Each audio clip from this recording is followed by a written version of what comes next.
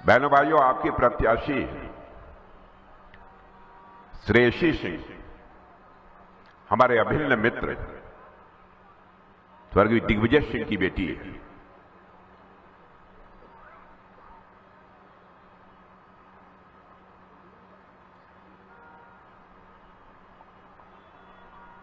और आज इस मंच पर बोलते हुए जब मैंने उसे सुना है, पहली बार उसे बोलते हुए सुना है, इतना अच्छा उसने भाषण किया है कि मेरा सीना चौड़ा हो गया है मेरे बहनों भाई। और मैं आश्वस्त हूं कि वह चुनकर यदि आप भेजेंगे ही बिहार की विधानसभा में पहुंचेगी तो आपकी समस्याओं को ही नहीं बल्कि बिहार राज्य की समस्याओं को प्रभावी तरीके से बिहार विधानसभा में उठाने में वह कामयाब होगी, ऐसा मेरा पक्का विश्वास है।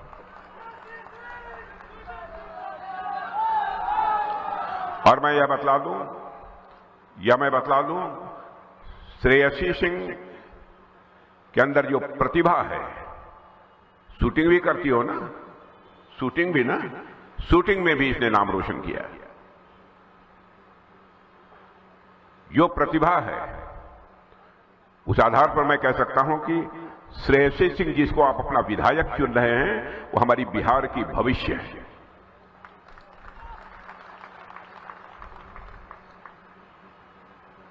बिहार का जहां तक प्रश्न है मेरे बहनों भाइयों, आप सभी जानते हैं बिहार के बारे में आज के 20 साल पहले क्या धारणा थी, आज बिहार की क्या स्थिति है। एनडीए के शासनकाल में अब तो एनडीए के लोग जाएंगे ना, बाहर किसी से कहेंगे आइए ना हमारा एनडीए के बिहार में, आइए ना हमारा विकसित बिहार में। एनडीए के शासनकाल में यह बिहार विकसित हुआ है। आइए ना हमारा एनडीए के बिहार में, हमारा विकसित बिहार में। अब जानते हैं आरजेडी के लोग क्या कहेंगे, क्या कहते थे, क्या हालत थी। आइए ना हमारा बिहार में, ठोक देंगे कट्टा कपार में, यह हालत थी। माने लोगों के सामने अपनी दादागिरी दिखाना जैसे लगता था कि आरजेडी के नेताओं का स्वभाव बन गया था।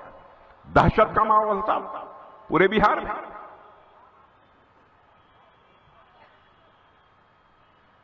बहनों भाइयों, शासक ऐसा नहीं होना चाहिए जिस शासक के सत्ता की कुर्सी पर बैठे हुए लोगों को सुकून न महसूस हो। ऐसे शासक का कोई मतलब नहीं है जिसके अंदर संवेदना न हो।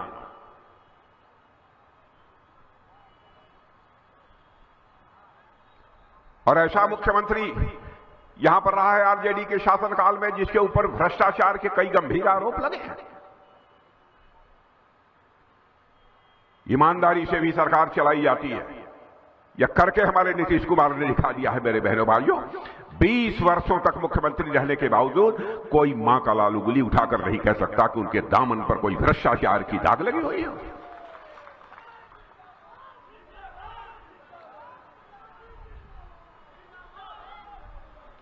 जैसे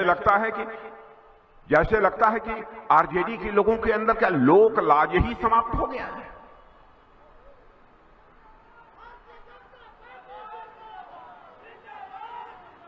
बहनों भाइयों, बिना लाज के शांत रहो भाई, बिना हया के परिवार नहीं चलता है। बिना लोक लाज के लोकतंत्र भी नहीं चल सकता, यह देश भी नहीं चल सकता। लोक लाज ही समाप्त हो गई है। भ्रष्टाचार करें और डंके की चोट पर जाकर लोगों के सामने हंसी ठिठोली करें। मैं आपसे पूछना चाहता हूं, क्या ऐसे लोगों को आप बर्दाश्त करेंगे फिर से?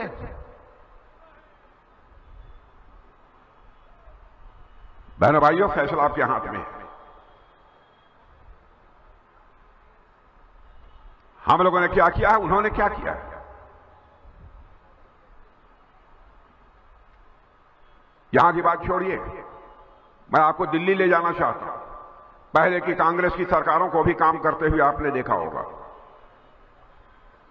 और जब से मोदी जी हमारे भारत के प्रधानमंत्री बने हैं, एनडीए की सरकार बनी है, तब का भी काम आप देख रहे हैं। बहनों भाइयों, ईमानदारी से बतलाइएगा, दिल्ली में केंद्र की सरकार, एनडीए की सरकार बनने के बाद आपको कुछ राहत मिली है, कुछ मिला है कि नहीं मिला है? यहां की सरकार नीतीश बाबू ने तो आपको दिया ही है।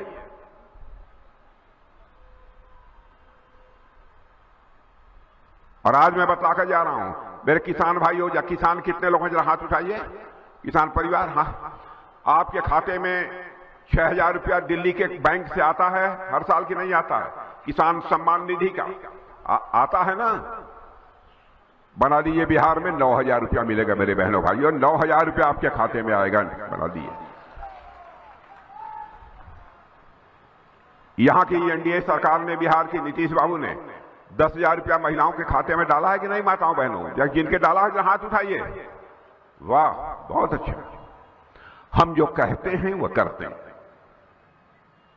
हमारी कृति और कथन, हमारे कहने और करने में बहनों भाइयों कभी कोई अंतर नहीं हो सकता।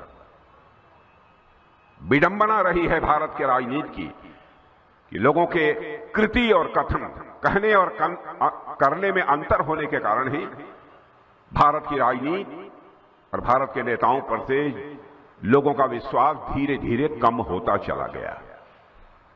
और भारत की राजनीति के प्रति यह विश्वास का संकट निरंतर गहरा होता चला गया। और भारत की राजनीति में पैदा हुए इस विश्वास के संकट को चुनौती के रूप में भारत में किसी ने स्वीकार किया है तो हम लोगों ने स्वीकार किया है। जो कहेंगे वो करेंगे, प्राण जाई पर वचन नहीं आए। करके दिखाया, कोई बताए तो कि क्या कहा था क्या नहीं किया। बहनों भाइयों, 2014 में भी मोदी जी प्रधानमंत्री पद के उम्मीदवार थे, मैं पार्टी का राष्ट्रीय अध्यक्ष था। जो कहा था हम लोगों ने उस समय सब कुछ हुआ। उस समय देश की हालत क्या थी दुनिया की नजरों में, और आज देश की हालत क्या है दुनिया की नजरों में।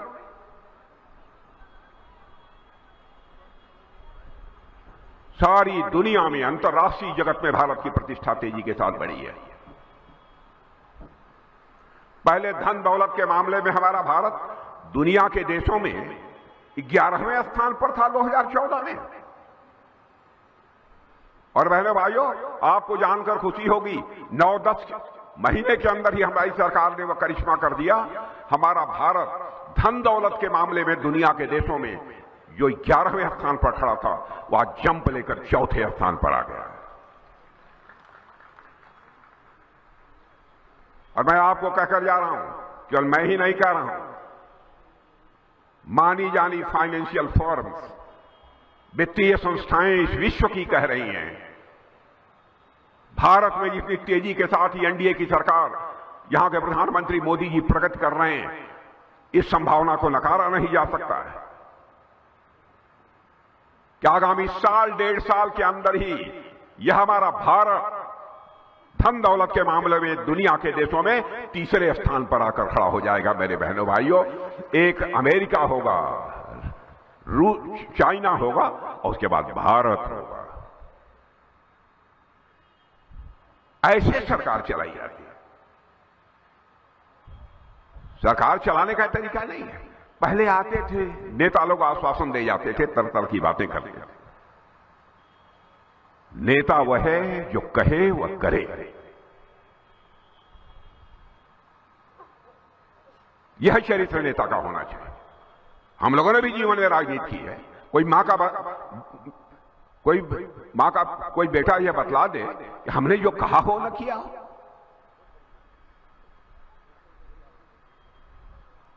ये लोगों ने तमाशा बना दिया। बहनों भाइयों, यह भारत की हालत ऐसी थी, एनडीए की सरकार आप लोगों ने दिल्ली में मोदी जी के नेतृत्व में न बनाई होती है, क्या हो गया होता आज भारत का। यहां बैठे हुए जागरूक लोगों से भी कहना चाहता हूं, आप विचार करिए, क्या हो गया होता भारत का। पहले भारत विश्व के मंचों पर कुछ बोलता था तो भारत की बातों को जिस गंभीरता पूर्वक लिया जाना चाहिए नहीं लिया जाता था। लेकिन आज भारत अंतर्राष्ट्रीय मंचों पर कुछ बोलता है, दुनिया के सामने खड़े होकर भारत कुछ बोलता है, सारी दुनिया कान खोलकर सुनती है कि भारत बोल क्या रहा है, यह भारत की हैसियत। यह राहुल जी को क्या हो गया है?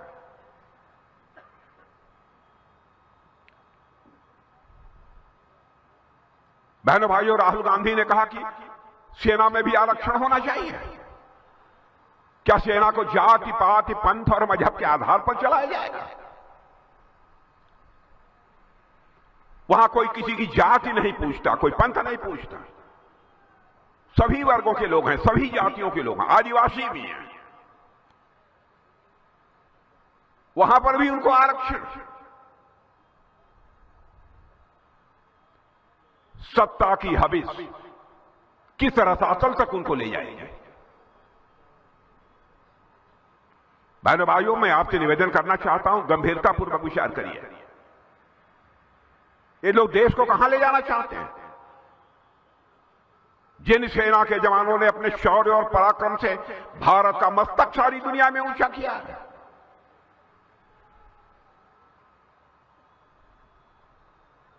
उनको भी जात पात पंथ मजहब क्या था, कोई हो, हिंदू हो, मुसलमान हो, कोई किसी जाति का हो, यदि सेना में भर्ती हो गया तो उसका एक ही धर्म है, वह सैन्य धर्म है। कभी कोई यह बात करने की हिम्मत नहीं करता था। क्या हो गया है इनको? कभी कुछ कभी कुछ। एक दिन मैं देख रहा था, पानी में डुबकी लगा रहे थे, आपने देखा होगा टेलीविजन पर, जब देखा, कितने लोगों ने देखा है, डुबकी लगा रहे थे। तो मैंने कहा उसके अलावा कुछ बचा ही नहीं है, बेचारे करेंगे क्या?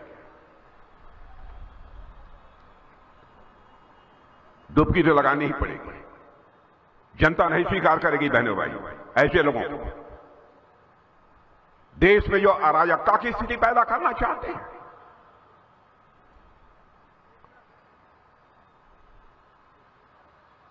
हमारे देश की सेना ने भारत का मस्तक नहीं झुकने दिया है। आपने देखा, पड़ोसी देश पाकिस्तान से आतंकवादी चोरी से छुपकर भारत की सीमा में घुस आए, हमारे निर्दोष नागरिकों को, जो बेचारे घूमने गए थे कश्मीर में, वहां की सुंदर जो वादियां हैं, वादियों में घूमने गए थे, परिवार के साथ गए थे, धर्म पूछ पूछ कर एक को मार डाला, 26 लोगों को। बहन भाइयों, उसके बाद मैंने सेना के तीनों अध्यक्षों की बैठक बुलाई, एनएसए भी मौजूद थे, चीफ ऑफ डिफेंस स्टाफ भी मौजूद थे। मैंने एक ही प्रश्न पूछा था, क्या पाकिस्तान के खिलाफ ऑपरेशन को आप तैयार हैं? हमारे तीनों सेना के अध्यक्षों ने क्षण भर की देर नहीं लगाई, उन्होंने कहा कि सर, हम ऑपरेशन के लिए पूरी तरह से तैयार हैं।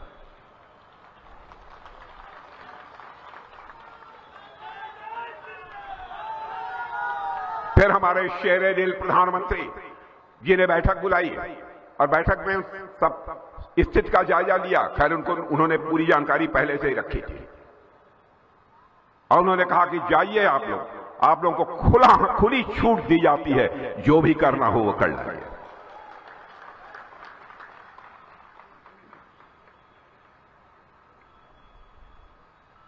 राहुल जी, चीजों को समझिए, देश ऐसे नहीं चलता।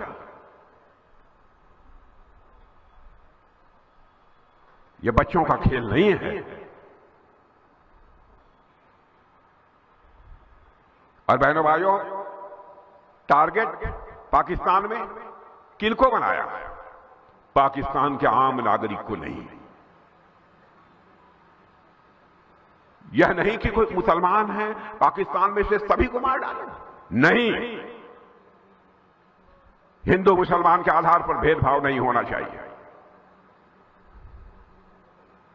जो आतंकवादी हैं, आतंकवादी ठिकाने हमला होगा तो केवल वही होगा। 9 ठिकाने तय किए हम लोगों ने।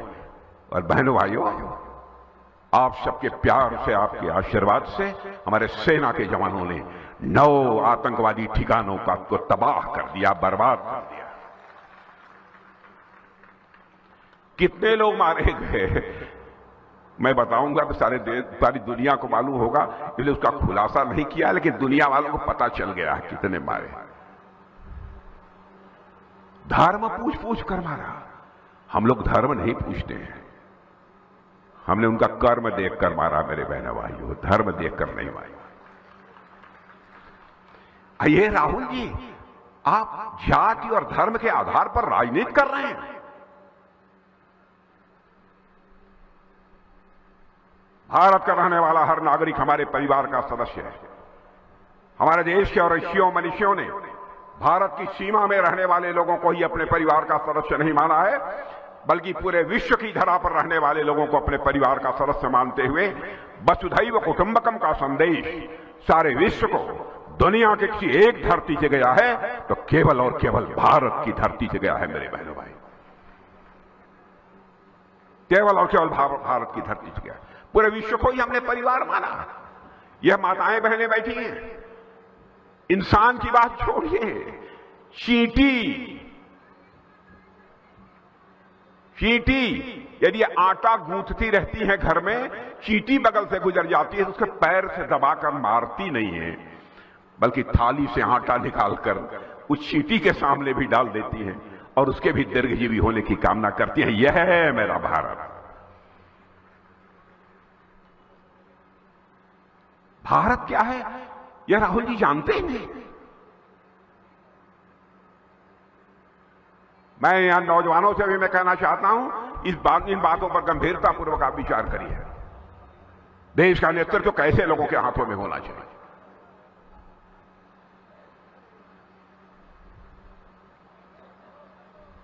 और बहनों भाइयों, भारत गजब कैसा देश है, कैसे ऋषि और मनीषी थे यहां के।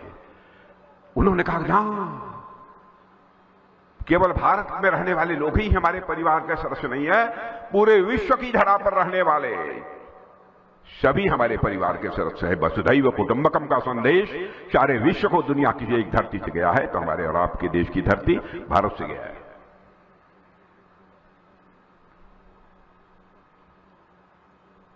इसलिए बहनों भाइयों, आपका समर्थन चाहिए।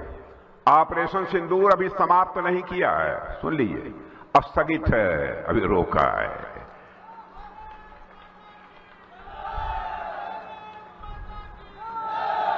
भारत अब पुराना वाला भारत नहीं रहा। भारत किसी को छेड़ता नहीं है, लेकिन अब यदि भारत को कोई छेड़ेगा तो भारत छोड़ेगा भी नहीं। यह है भारत।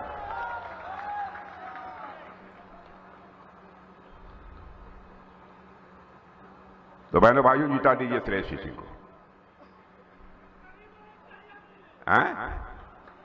क्या चाहिए? क्या चाहिए? मंत्री। हाँ, ये बात तो है। हम जानते हैं, मैं थोड़ा संभल के बोलता हूं, लेकिन सब योग्यता प्रतिभा मैंने पहले ही बता दिया, सारी योग्यता प्रतिभा क्षमता आपकी श्रेष्ठ सिंह के पास है। वैसे मेरा आशीर्वाद है कि वो फले फूले बढ़े, आगे बढ़ी हो।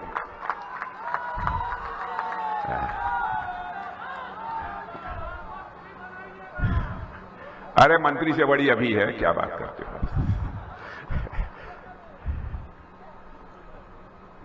अरे जो हम लोगों की बेटी होगी वो मंत्री से बड़ी नहीं होगी तो क्या होगी।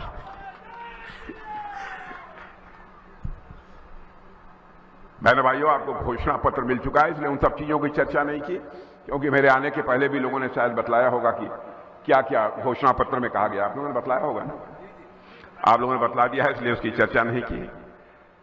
लेकिन मैं कहना चाहता हूं कि जो घोषणा पत्र जारी हुआ है वह कोई सामान्य दस्तावेज नहीं है। बहनों भाइयों, वो अटल प्रतिज्ञा है। जो कहा है वह अक्षरशः उसका पालन होगा और सारी चीजें पूरी होंगी। इसलिए इधर उधर कहीं मत देखिए। जो इन्होंने इधर उधर अभी सोचा होगा, कुछ लोग गुमराह करने की कोशिश कर रहे होंगे, उनके चक्कर में आने की जरूरत नहीं है। बिहार आगे बढ़ रहा है, बिहार आगे बढ़ेगा। बिहार यदि विकसित बिहार बनेगा तो सारा भारत भी विकसित देश बनेगा, विकसित भारत बनेगा।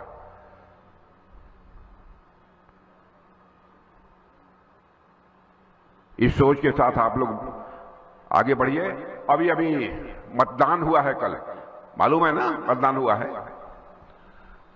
तो मतदान पे आपको जानकर खुशी होगी कि जो न प्रचार तो बंद हुआ है तो मालूम है, लेकिन जो रुझान जो इधर उधर से हमको मिली है, उस आधार पर मुझे लगता है कि अब यहां पर 2/3 सीटों पर एनडीए विजय प्राप्त करके अपनी सरकार बनाने जा रही है।